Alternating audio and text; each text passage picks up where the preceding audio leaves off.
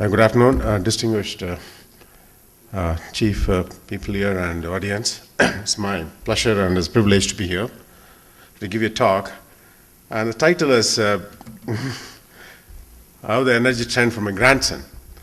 I think the title is not relevant to me because do we have energy for my son itself? I think that's the first question we have to ask, because in 10 years we are going to develop the energy demand the way we have been hearing, which is my son time, okay?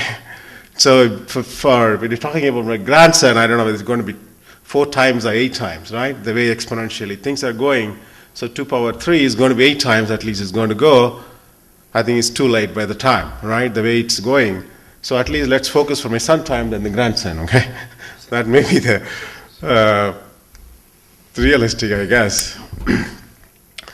So I'll try to put it's not a data, I'm coming from university here, so I don't have too much data to give you statistics, but I can throw some ideas. I can throw ideas and the fundamental aspects of what to do and how it's happening, okay? At least from 2-country perspective, I can put that. So meeting energy demand for the next generation, we usually talk about non-renewable, renewable energies, and third one is energy harvesting, okay? Which is a micro energy harvesting, okay? We've been talking about so far all about big energy level, okay? We're talking about the wind turbines, winds and fossil fuels and all that, which is a big level, okay? Which we have been doing very good and we're not doing enough and all that's going on. The third is also that we have been losing, we don't focus on that, is energy harvesting, which is basically micro level, but you can put them together, is going to add up a lot of energy here. And which you can do day to day, every one of us can practice and generate them. That's the beauty of it, okay? And I'm going to show you some of them. The solution is, you can increase the availability, supply, which we are trying hard, and there's limitations. Or reduce the demand, which is usage. It's also limited because it's going to affect everything else. And the third is, increase the efficiency of the conversion, which is going to equivalent of increasing the supply and reducing the demand. So there's another way where we as engineers, technologists, is the efficiency of conversions. If anything can do efficiency, we're talking about the bulbs and all that, is essentially the conversion efficiency, right? So the efficiency itself, it's a big challenge for the general technologists and engineers, which is the one thing we can always focus on, which is equivalent of supply and demand balance, right? Which is a good thing to focus on. And if you look at the energy demand that's happening over 10 years now, I think I have the slide between 1990 to 2008. For different countries here, USA here, Europe, they are talking about 10% or 20%. All developed countries have very small increase in the reduction in the energy demand, around 10 to 20%. But developing countries like China and India, China is around 146% over almost like 20 years, and India is 100% over 20 years, is going to be now much more than that. So for India and China, which is actually not only percentage is important, also the absolute value is important, okay? Even also the absolute value is going to be huge. Small countries, even high percentage doesn't cost much because the demand is absolutely less. But big countries as India and China, every percentage matters a lot because it's a consumption, its absolute value is a lot. So really it's a big problem to focus on. So what is the need coming from? First is ever increasing energy demand. It's going to go up and it's not going to come down. It's going to keep going up and up. And fossil fuels have a limit. We are reaching the bottom now. We all know that. And the global warming, climate changes, pollutions, it's all adding as part of the cost that they're going to add to that energy now. Okay, they are adding to the cost of the energy. And also, we have to make energy so that we have reduced environmental impact. That's very, very important too, because otherwise it's not sustainable. My grandson's son not going to be happy with that, right? So it's going to be environmental impact has to be very, very less. That's another big challenge that we all have. So definitely renewable energy source is a good choice. But again, as you mentioned to me, is unpredictable. It's not dependable. You have to wait for the wind to come. You have to wait for many things to happen. And there is always some uncertainty that adds to that, okay? Which is always, you have to look into that. So the renewable energies like wind, solar, or tidal, all that is a seasonal. So there is a problem in seasonal. As he says, previous speaker, when we have more supply but less demand. There's always contradictions between them. So there's unpredictability that always adds to it. So then what we can do is, we can also look into some unconventional energy sources to add on top of these.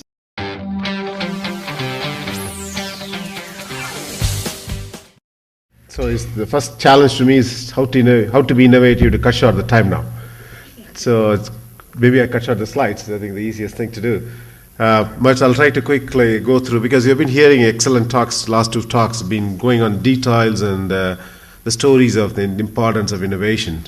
So even though I have stories like that, but I don't want to go into the details. Like they've done an excellent job on that.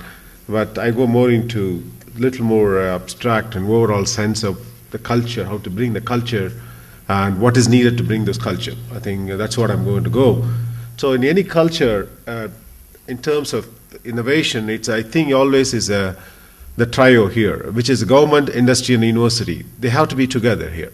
So if that is not maintained, the culture cannot be maintained, because it's all of them have to support each other, because nothing can go steadily. So there always a phase goes up and down, and it's very important they three go together, because the regulations comes from the government, the need comes from the industry, the potential comes from the university. So the innovation happens everywhere, and there has to be the proper communications between them. So it's basically the balance of the collaboration between these three to have a healthy innovation culture, which is very important in my view. Some of the stories, why the industry has to have more culture here. I'll come to that from industry point of view, because it's not only the university is going to be innovative, its industry has to be equally innovative. Why? There are many stories like CERS is a surface enhanced Raman spectroscopy, which is a very old technique where Sir C.V. Raman had it in 1930s. But the device never came, never proven into practice till 70s and 80s, because even though theoretically the technology is known, the technique is known, can never be applied, because it's never been R&D, has not been done, innovation not been done in the industry to develop them into product. Okay, so there was a France company who's put those ideas into practice. Okay, so the France company, a lot of innovations are done, and they made the first product on CERS, even though they kept the Raman there, but it's the France company which took care of it, not an Indian, even the idea came from Indian.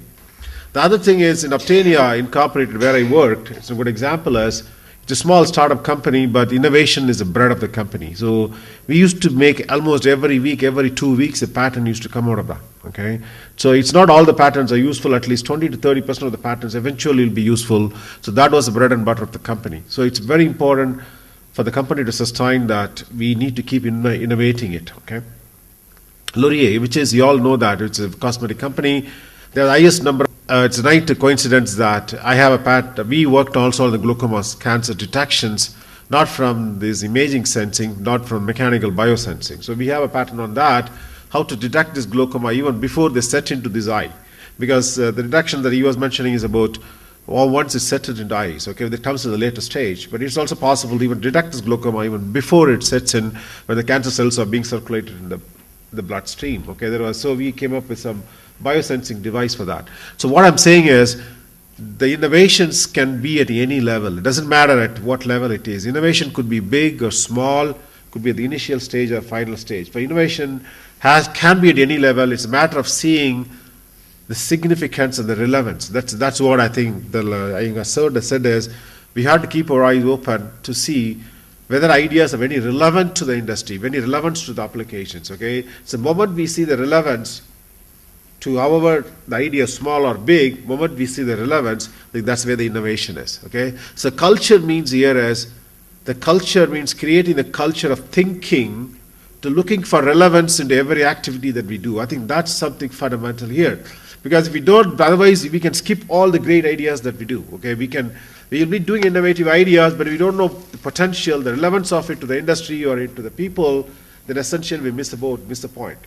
Okay, so what is any engineer working in industry or any student, whoever it is, however small, however big it is, we have to tune your mind to how to see the relevance of our work, however excellent work we do, and it has to be significant and relevant to that applications. I think that's the whole idea. The culture is nothing but breeding the relevance into the mind of what we do. I think that's the whole thing. Another thing, the golf, I think I take the very nice example. Dr. Iyengar put a very interesting innovation of golf to predict the motions, and so we can you can make a good golf is sort of any ordinary person's.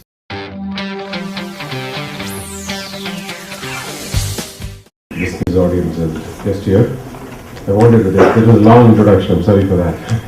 I didn't write that. I put it in a very short form. I have lineage to Dr. B.V. Rao. I'm a student of Ramabad, who is a student of B.V. Rao. So a direct connection to India that way. Yeah.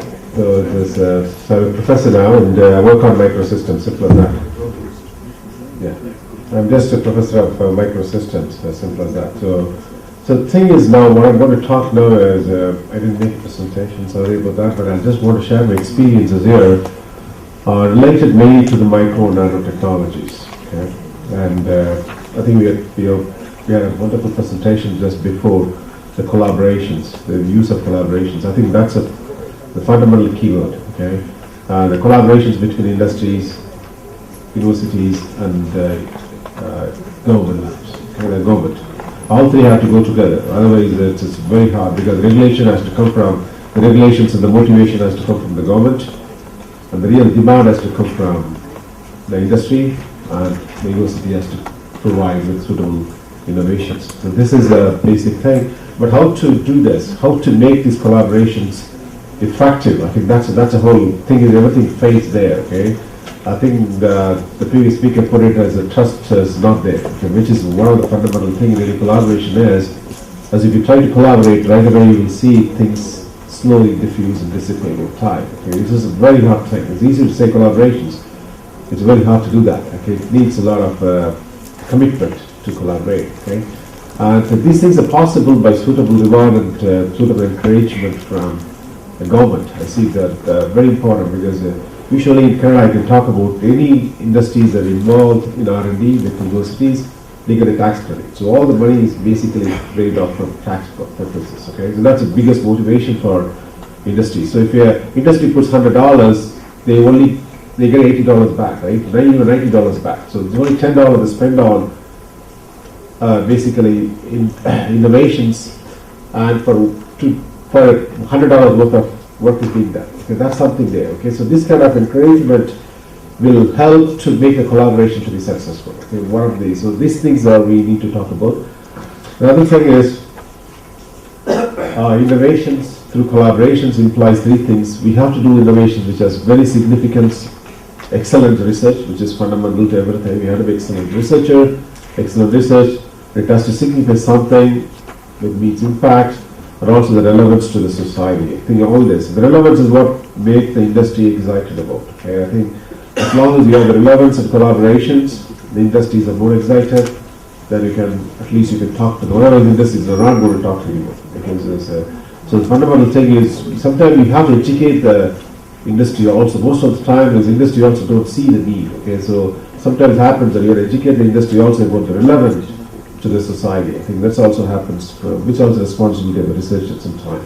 Okay. So in my area, I can talk about the micro nano areas as this is completely application driven. Okay. Whatever the breakthrough I can have in my lab, I can make very, very small nanoparticles, smaller than nanoparticles, whatever I do, but I cannot excite the people unless I find suitable applications.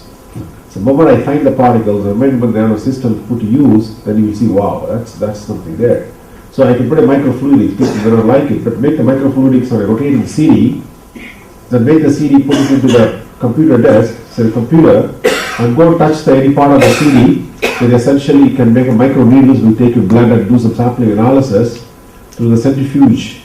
When the CD rotates, it will go through the centrifuge, let's say, and do the sampling analysis, and all the diagnostics are done in the CD, then the computer reads the output and send it by internet to the doctor, let's say. Then, yeah, that's something we can bring the doctor to home. Okay, this is something like we can bring the hospital to home. We don't need to go to hospital. So, you go to multiple doctors, they give you diagnosis right away. Okay, this is something. It's of course it's a lot of applications like this. You can think of the military applications. So much as NASA has done to completely put all the possible chemicals and scenarios and sensors into the jacket of the whatever the combatant is, so that suppose he goes in the field and he gets, like, we don't know what's happening to the soldier, let's say, and we want to identify what's happening. So all the while the sensor is going to transmit, and he's packed with all kind of medicines through microfluidic circuits, so he's going to inject all the chemicals, make him